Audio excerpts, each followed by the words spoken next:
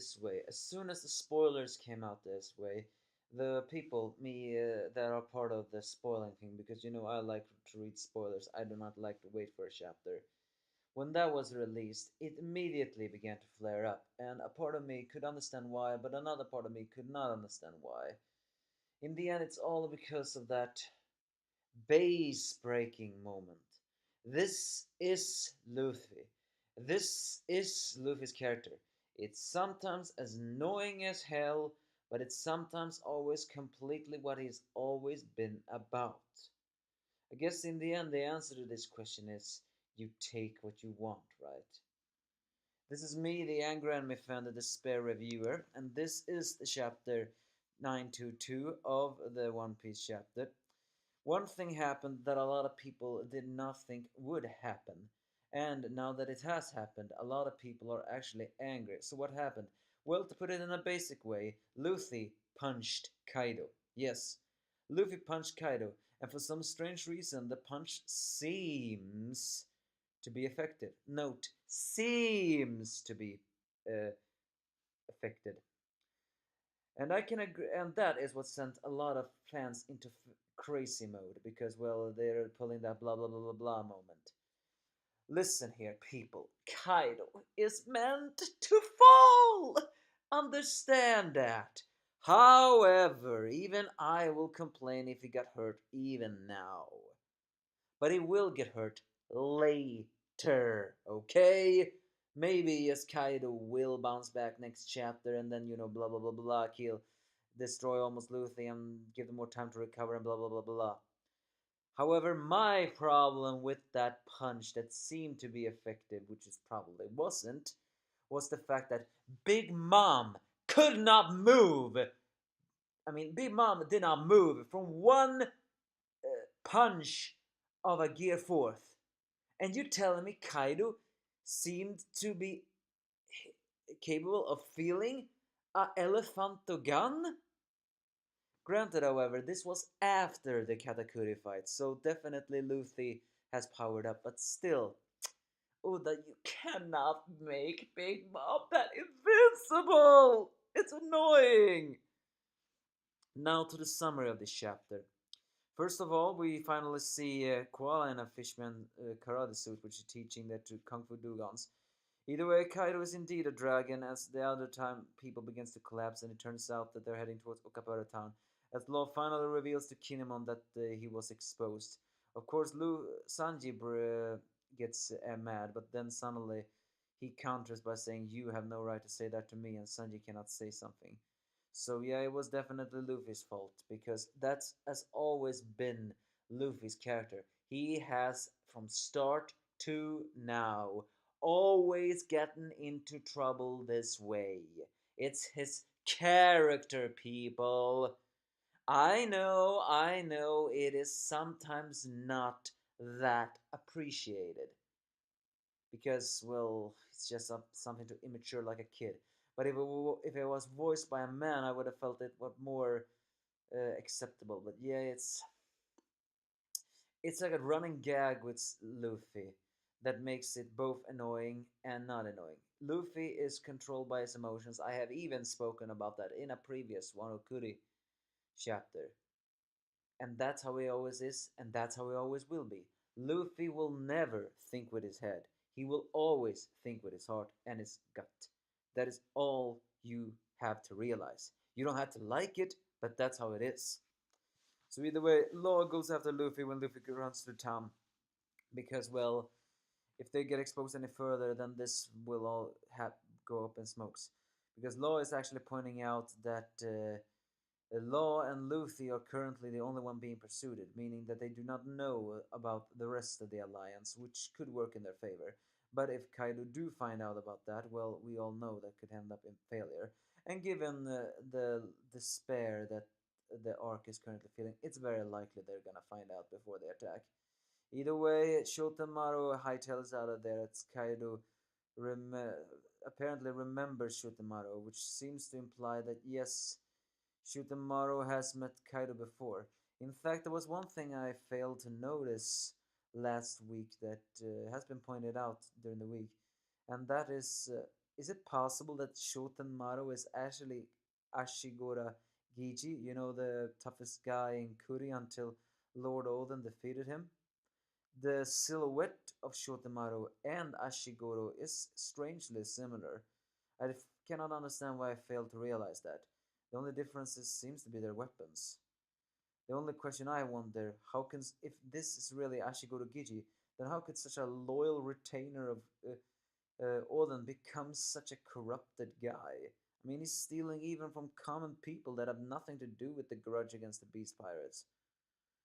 Maybe in the end it had to do with his dialogue. Shotenmaru did say that there's no real samurai left, so maybe we could consider if this really is Ashiguro Giji, maybe we could consider it like this: a guy that is loyal to Odin because Odin was different.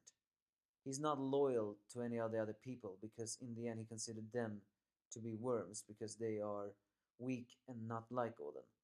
This is a guy who respects strength. Only problem is he doesn't respect the Beast Pirates or the Shogun because that was strength that destroyed the people he respected.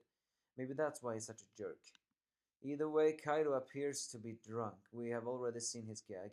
I mean, it's been already established that Kaido likes to drink and he has a drunken rampage. But apparently, he got to this place not because of that and that, but also because he's in sorry, such a sorrow mode that he has drunken so much, so that's why he has actually appeared here. And strangely enough, though, Jack never actually intended to destroy the town of leftovers, mostly because apparently the town of Okoboro town is actually slave labor for them all. So, uh, but they never intended to destroy Kuri. Either way, it's pretty strange the fact that, well, not exactly that strange, but Luffy again thinks with his heart, but the fact that he's actually worried about the townspeople. He has many times not said that he is a hero, but he strangely enough has a very heroic spirit. It also turns out that Utsuro hasn't remarried anyone in the last 20 years. Huh. I have to admit, that is actually a faithful love. Can't complain with that. Hawkins appears and pulls a lie that strangely enough turns out to be the truth. Huh. It's pretty ironic, isn't it? That Luffy and the others are at Odin Castle, which they were, but he doesn't know that. It's just that he pulls a lie because he doesn't want Kaido to go on a rampage and destroy everything. However, he does point out that there has been suspicious light from the top of the mountains, as well as, and if they destroy, but there's something here he's saying that sounds strange. He's saying something like, if that rumor is fanning the flames of Lord Orochi's fears, then the destruction of those rooms will allow us to kill two birds in one stone. At the beginning, I didn't really understand what that meant. Is that meant to? I mean, it's definite. We can definitely think that Orochi is paranoid. Well, he has all the right to be. That prophecy that Lady Toki talked about is all true. However, it's been established lately that Orochi may be extremely paranoid. Is that what Hawkins is saying, or is it saying that they're actually planning on something else?